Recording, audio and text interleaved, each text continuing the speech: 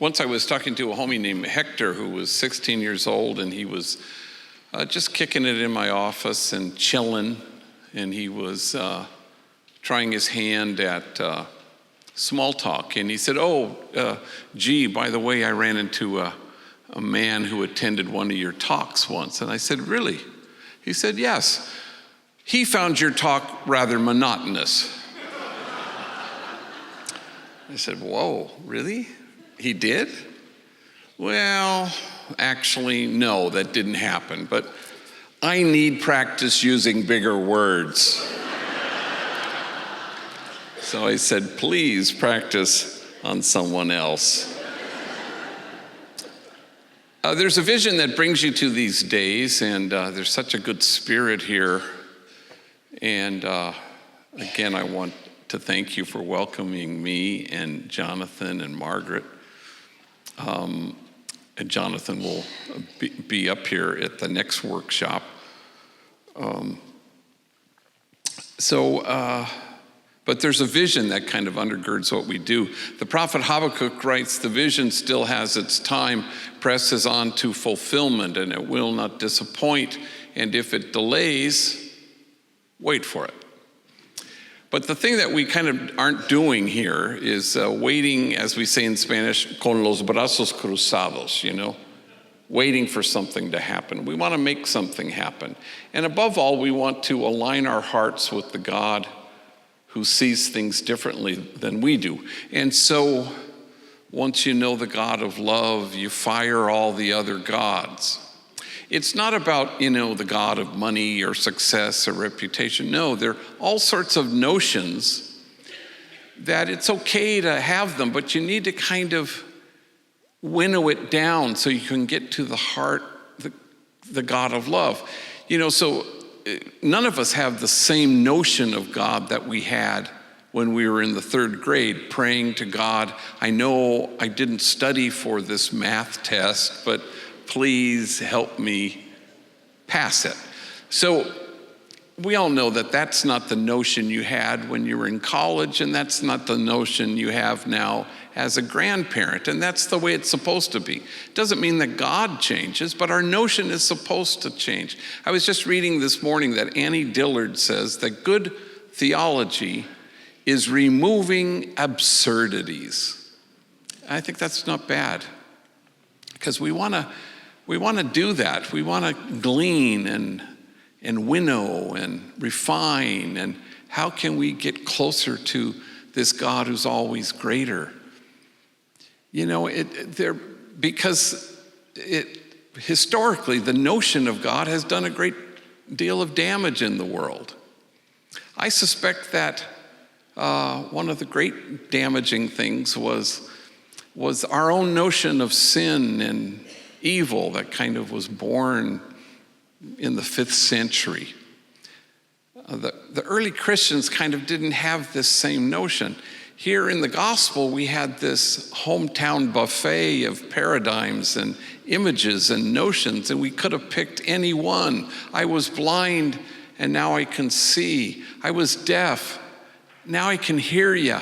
I couldn't walk so good, but now I'm running to you. I was captive, and then you freed me. I was imprisoned, and you liberated me. I was oppressed, and now I'm not. All these were images we could have chosen, and we didn't. We chose sin and evil. And it's too bad. I suspect that civilization never would have built even a single first prison if it weren't for that notion that there are good people and bad people. The Dalai Lama always, they tell the story about him being interviewed in English, and somebody asks him about self-hatred, and he doesn't understand what this notion is. And so he asks his translator, who translated for him as best he could, and he goes, I don't get it. And then he says, everybody has Buddha nature, which is to say unshakable goodness. That's who you are. And you want people to get to the place where they know who they are, so they're not strangers to themselves, because that's how God sees you. That sin is not a stain, it's a wound. And why would you incarcerate the wounded? Doesn't make any sense. If one thing that homies have taught me over 35 years, it's about healing. How do you restore? How do you undo aloneness? It's the relationship that heals. That's what kinship is about. That's the vision that undergirds what we're considering these days. How do we arrive at this connection with each other? And it's hard to do. You know, every Saturday, if I weren't here, I'd be in these probation camps that we have all over LA County, saying Mass as a priest. And then, because I live in the community of Dolores Mission Church, where I was pastor a number of years ago and have lived there for 37 years, I do all these sacraments on Saturday. So it's always the same thing, 1 o'clock baptism, a 2 o'clock quinceañera, where a girl turns 15, you celebrate that. 3 o'clock wedding, 4 o'clock exorcism. Just checking to see if you're still listening to me. Every once in a while you gotta check, and I've never done one of those. But anyway, I raced home and it was like 12:30. And I thought, this was years ago, I thought, well, I have time to go to my office to check my mail before my 1 o'clock baptism. So I'm in my office, and I'm an introvert. People don't believe this, but and they always laugh. I don't know why that is. You can speak in front of people, and still cocktail parties are the bane of your existence. But I love, yeah. There's a book for introverts called Text, Don't Call. And only introverts laugh at that, because we know exactly what we're talking about. So I'm in my office, oh my God, contento, feliz, I'm all by myself, and I'm going through my mail. And all of a sudden this woman walks in. And I find out later her name is Lisa, and she's 34 years old. And she's a gang member, and she's a prostitute, and she's a heroin addict, and she's living on the streets mainly. This is the first time she's ever stepped foot in my office. And now it's 10 minutes to 1 in my baptism. She's kind of famous in the neighborhood because the homies call her La Gritona, because she's always screaming. She's screaming at the guy next door in the bar who tosses her out every day like clockwork. She's screaming into a payphone on First Street, just let me stay tonight, pleading with family and friends. And this is the very first time she's ever actually stepped foot in the office, and now it's 7 minutes to 1 in my baptism. And she comes into my office and she checks out all the pictures on the wall, and she plunks herself down and she launches right in. I need help. Ooh, I've been to like 50 rehabs. I'm known all over, nationwide. Went to Catholic schools all my life, she says. First I went to elementary Catholic school, and then I graduated from Sacred Heart High School in Lincoln Heights. In fact, she says, first time I ever used heroin was right after I graduated. And I've been trying to stop since the moment I began. And then I watched as she leaned her head on the wall behind her, and her eyes became like two ponds, water rising and spilling over the edges. And she cried, and I let her cry. Until finally she leveled her gaze at me, and she said, I am a disgrace. And suddenly her shame met mine, because when I saw her walk into my office that afternoon, I had mistaken her for an interruption.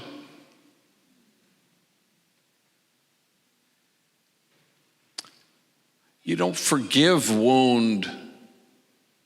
You seek to heal it.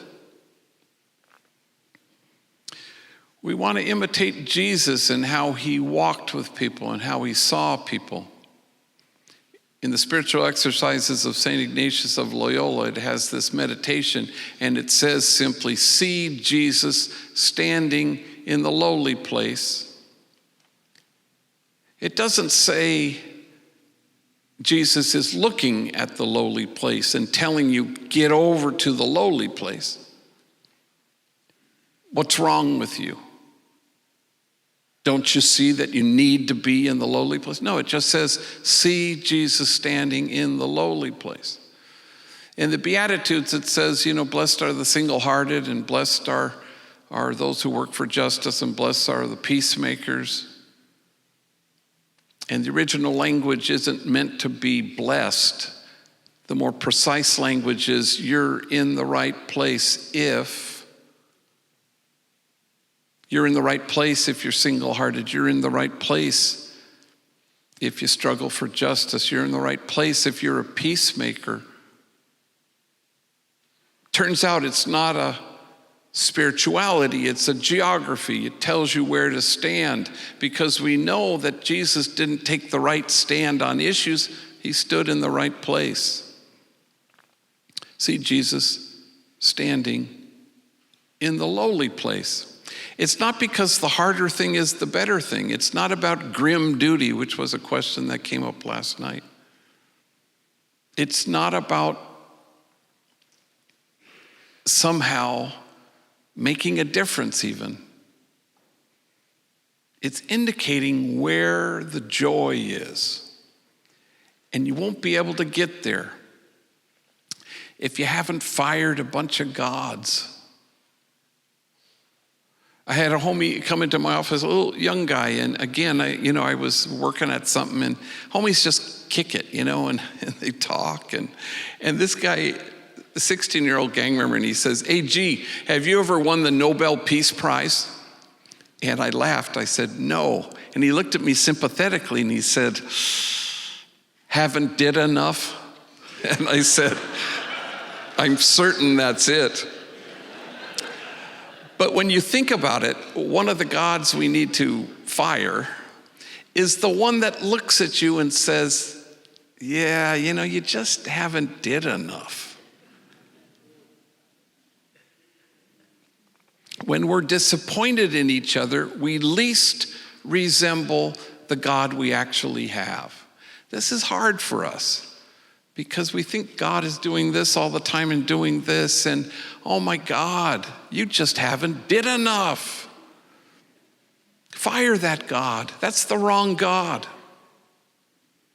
So I was giving a talk at a shishi fufu kind of private school at night to the parents and teachers, but there were no kids there except for one kid, a 10-year-old kid named Diego. I found out what his name was, and he was sitting in the front row, sitting next to his mother. And I did my thing, and I looked at this kid, Diego, howling with laughter at anything that was funny. And I'm thinking, this is a super smart kid, because he's laughing at my stuff, And then anytime I told a story that maybe elicited slack-jawed response, he was slack-jawed. And I went, wow. And then at the end, I tell a story about two homies, enemies who worked at our silkscreen factory, Youngster and Puppet, and how they hated each other, and the hatred was personal, and then how Puppet was beaten to death, essentially, and was lying in emergence in the intensive care and waiting for the 48-hour period where you get a flat line so they can declare him dead. And I get a phone call from Youngster, Puppet's coworker, saying, that's messed up about what happened to Puppet. And I said, yeah, it is. And then he says with a certain eagerness, can I give him my blood? Is there anything I can do? And we both fall silent under the weight of it. And then he breaks the silence, speaking through his tears. He was not my enemy. He was my friend. We worked together. Well, I told that story at the end of my talk, and I looked at the adults and they were flicking tears discreetly, not Diego. Diego was just doubled over. He's sobbing. And of course, my talk then becomes sort of on autopilot. I'm thinking, wow, this kid, he's really kind of getting it. But he's getting it in a way that's quite, deep. Then I watch his mother as Diego was sobbing, and she just very gently raises her arm, and then she gently lands and touches down on his shoulder. And what Diego does next is a showstopper. He turns to his mother and he says, "What?" Now, anybody who's been a teenager or raised a teenager, you know exactly what that means. It means, what have I done now? How have I embarrassed you? How am I responding that is somehow making you look bad? What do you want from me? That was clear what he was saying. But it was equally clear what she was saying. Two things. How in the world did I get so lucky to have a kid like you? And what breaks your heart breaks mine too.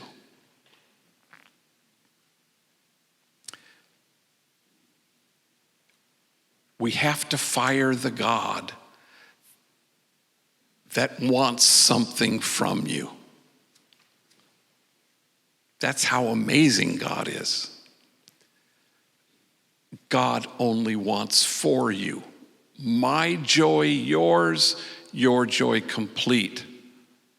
That's it. We don't get that because we project onto God. We create God in our own image and we're disappointed.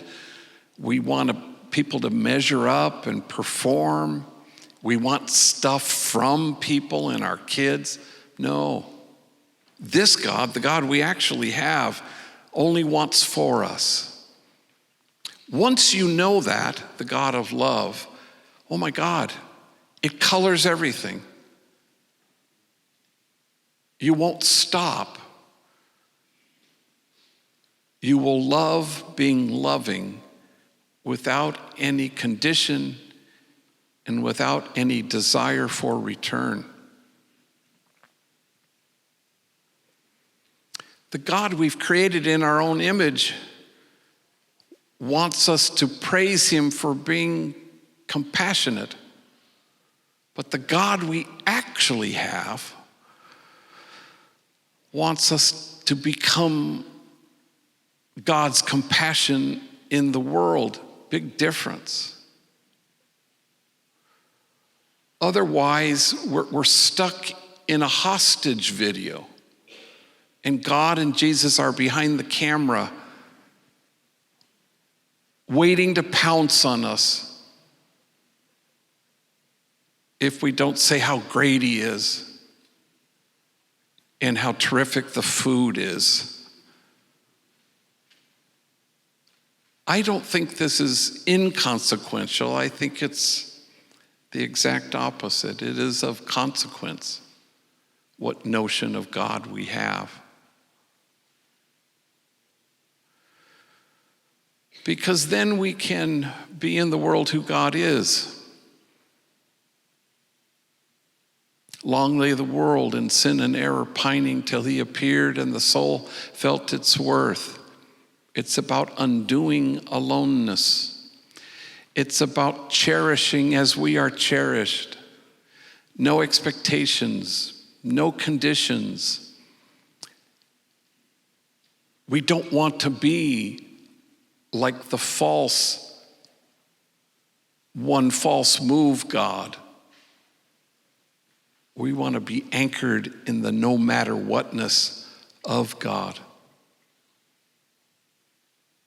So there was a homie years ago, we all called him Bandit, and he was true to his name. And he would, I'd ride my bike in Aliso Village housing projects late at night, and there he was. He would run up to a car and sell crack cocaine and walk back counting his money, and he'd see me. He wasn't all that embarrassed. I would offer him a job and a chance and something, and he always politely declined. And then one day he walked into my office. I couldn't believe my eyes. And I said, "Y ese milagro that you're here." And he goes, "I'm tired of being tired." And so he began our 18-month training program, and he inhabited the truth of who he was. And he came to terms with his own pain and the trauma and all the stuff he had endured. And he cherished his Buddha nature, his unshakable goodness. And he knew the God of love. And it led him to move from our place to another job that our folks found for him beyond us. And then he was, went to a warehouse, a first kind of job, a low-paying job. And we'll cut to 5 years later, he's el mero chingón of the whole place. He's running the whole thing, and has a home, a wife, 3 kids. And I hadn't heard from him in a long time, and no news is good news when it comes to gang members. And so he calls me late on a Friday afternoon, and there's a bit of panic in his voice, and he says, "Gee, you gotta bless my daughter." I said, "¿Qué pasó, mijo? Is she sick? Is she in the hospital?" And he said, "Oh, no. On Sunday, she's going to Humboldt College." Imagine my Jessica, my 18-year-old, she's going to college, but she's a little chaparrita, and we're afraid for her. Humboldt's far, it's way up north. Do you think we could come by and you could give her a blessing before she goes? I go, "Are you kidding? I'd be honored. Look, tomorrow I have an exorcism at 1, so why don't you come at 12:30 and we'll do a little send-off." And so they all come, Bandit and his wife and the 3 kids, including tiny little Jessica, and we stand in front of the altar. And I said, "Well, let's surround her with our bodies. Everybody touch her, grab her arm, go ahead, put your hand on her head." And I tell them to bow their heads and close their eyes. And as the homies say, I do a long-ass prayer. I go on. And somewhere in the middle of this prayer, I noticed that we've all become chiones, We're all blubbering, we're all crying. I don't know why we're crying exactly, except for the fact that Bandit and his wife don't know anybody who's ever gone to college except me. Certainly nobody in their families. So, we finish, and I wipe away my tears, and they do the same. So I'm trying to change the subject a little bit, and I go to Jessica, "Hey, what are you going to study at Humboldt College?" And she was very quick, "Forensic psychology." And I go, "Damn, forensic psychology." And Bandit over here chimes in, "Yeah, she's going to study the criminal mind." And then Jessica looks at her father, deadpans, and does one of these, and he says, "Yep, I'm going to be her first subject."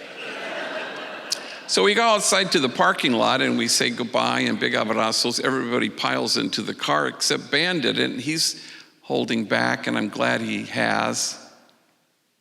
And I said, "¿Sabes qué, mijo? Te digo una cosa, I'm going to tell you something. I give you credit for the man you've chosen to become, for choosing to walk in your own footsteps. I'm proud of you. And his eyes fill up with tears. And he says, I'm proud of myself. All my life, people called me a lowlife, a bueno para nada, a good for nothing. I guess I showed them. I said, yeah, I guess you did. And the soul feels its worth. You appear, the soul feels its worth. That can't happen unless you know the God of love, unless you remove absurdities so you can get at this heart that sees people as they really are and chooses to love them with a no matter whatness.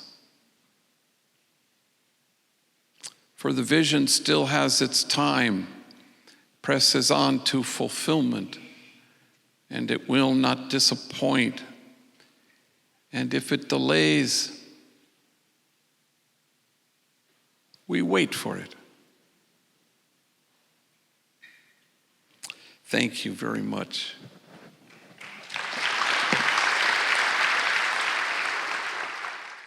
My question is, did you ever come across some of your homies that you really had a hard time loving? And how did you struggle with getting over that so that you could? Or did you just love them all from the beginning? I have always loved them with perfection. No, I don't know. Homies will always kind of push the limits. Everything is a language. Violence, gang violence is a language. What language is it speaking? Well, it's speaking the language of despair, trauma, and mental illness. Once you know that, you don't focus on the violence so much. You want to get underneath it. You want to infuse hope to kids for whom hope is foreign. You want to help heal trauma. You want to deliver mental health services in a timely and culturally appropriate way, if that's appropriate. But that's always the trick, Homies always ask me for blessings, and I always feel so humbled by it. And they never say, Father, may I have your blessing? They always say, hey, G, give me a bless, yeah? Always. So there are endless pictures on our website or whatever, because people are always taking pictures because homies are always asking me for their blessing. And so I can be in the parking lot or walk into the office or in my office or in the reception area. People ask me for that. So there was a homie named Eric who, 19 years old, tough kid, and very annoying, super irritating, because he'd always predictable. I'd see him come to my office, oh no. And he worked for us, but he was two things that he was a pediche, and a pediche is somebody who's always asking for money. And he never asked in a nice way. Well, what are you going to do? They're going to cut off my lights. I go, oh my God, He would ask in that kind of annoying way. So he was pediche, and he was always quejándose, always complaining. My supervisor came at me sideways, and my case manager's not helping me for nothing, like that. So I see him come in, and I'm bracing myself because I want to be Jesus, I want to be Jesus. I want to see Jesus.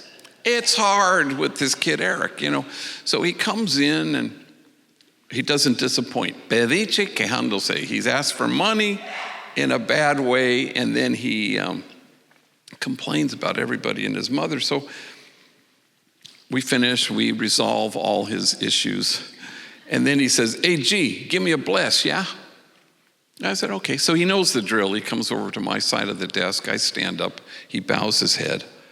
I put my hands on his shoulder. And then I remember yesterday was his birthday. And I forgot to say happy birthday. I didn't see him. Homies always stay home on their birthday because they don't want people to pay attention, I guess. But I remember this right at that moment. It was so fortuitous. And I said, Eric, I'm the proudest man alive to call you my son. Yesterday was a momentous day because you came into the world. I'm so glad you were born. And I'm so grateful that you are in my life.